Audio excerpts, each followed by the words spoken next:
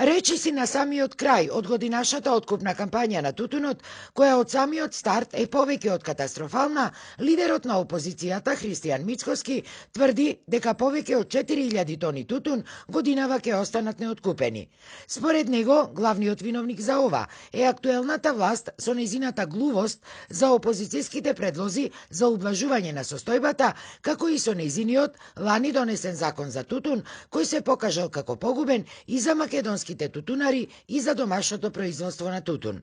Гледам денеска дека е предвидена отприлика некаде 1 евро субвенција за 1 килограм тутун, што значи дека не може да се покрие ниту оној кој што останал непродаден, камоли па за нешто повеќе.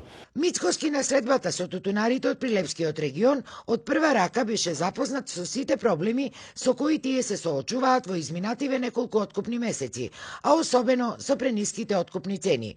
Тој им вети дека сите нивни барања ќе бидат процесуирани и во парламентот.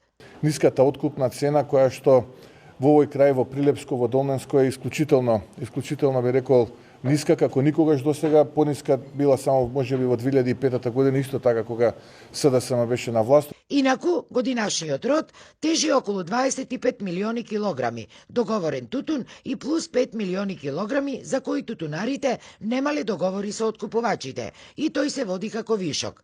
Досега се откупени околу 80% од договорениот тутун, а откупот на вишокот не е ни започат. Откупот завршува на крајот од месецов.